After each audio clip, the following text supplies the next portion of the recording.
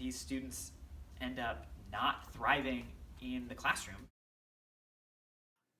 As a part of the IB program, my peers and I have been exploring the impacts of stress on IB students for our Group 4 project.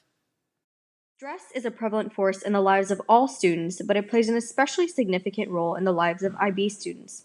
While the IB curriculum is designed to be rigorous, the individual classes, peer-induced stress, and a multitude of other factors contribute to the high stress levels of IB students. The definition of stress itself is the biological response elicited when an individual perceives a threat to its homeostasis. The stress response is divided into three areas: recognition of a stressor, biological defense and response against the stressor, and the consequences of that stress response. The start of the stress response begins when the central nervous system perceives a potential threat to homeostasis. Whether there is an actual threat or not is not important. This stage of the stress response is activated on the mere perception of a threat. This is why psychological stressors, such as the amount of schoolwork or an upcoming test, can be very damaging. There are three main types of stressors experienced by students. Exogenous stressors are external factors that an individual has no control over. Endogenous stressors, which are the factors caused by the internalization of events, and system-induced stressors, which are daily challenges. The biological defense or response towards the stressor consists of some combination of the four following responses. The behavioral response is the first option tried, and it is to move away from the stress. The autonomic nervous system response is a flight or fight response many are familiar with. These first two responses help to partially explain why many students tend to procrastinate on assignments they find stressful.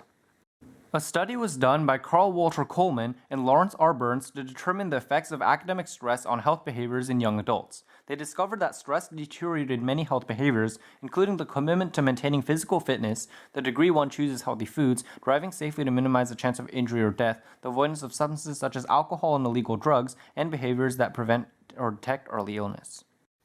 A recent study looked at the difference in stressors between grade level students and above grade level students, specifically within the IB program. They found that grade level students primarily experience stressors associated with parent-child relations, academic stress, and family conflict.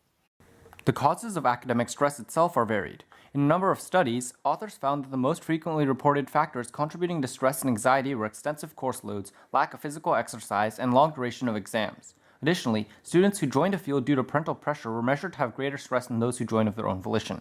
Other sources that affect academic stress include students' personality characteristics, intelligence, their past academic achievements, and other academic, environmental, and psychosocial sources.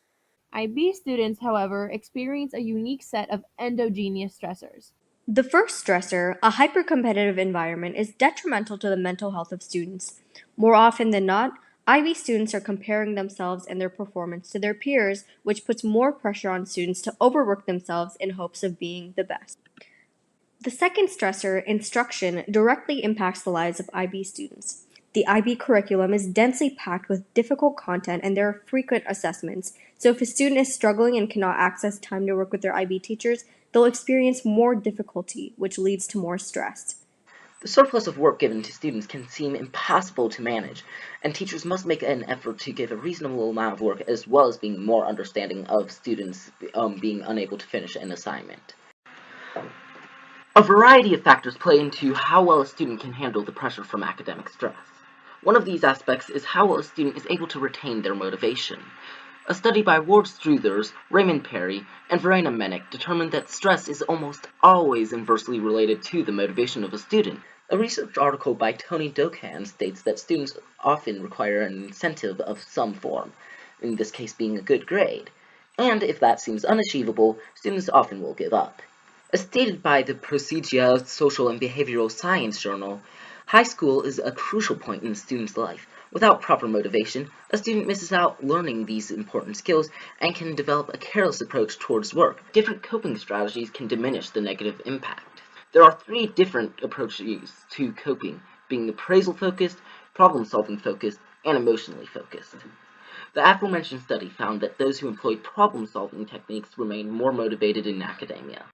In his studies, Struthers also observed that the students who were extroverted and of high self-esteem were better able to avoid demotivation, accentuating the importance of students reaching out to others for help. To combat IB-induced stress, we suggest that Sunset High School implements a separate AT class for IB students that focuses on teacher-student correspondence and self-care strategies. This AT would allow IB students to voice their concerns to individuals that are able to reform parts of the IB experience that can be changed. Additionally, students must attempt to be more conscious of their own impacts on their peers and being inclusive, as otherwise they may isolate students and make them more prone to the negative effects of stress. Of course, teachers also play an incredibly important role in trying to reduce the stress placed on students. The greatest role of a teacher is to encourage students to both share their issues and assist them with coping. An open, inviting environment is integral to removing stress, and teachers can provide the support that many students need. Being aware of the consequences of stress is only part of the battle. The other, more crucial element is for students and teachers alike to put more effort towards handling the burden of stress. We posit that people need to be more introspective and identify what their role is in this struggle, rather than just accepting stress as a state of being.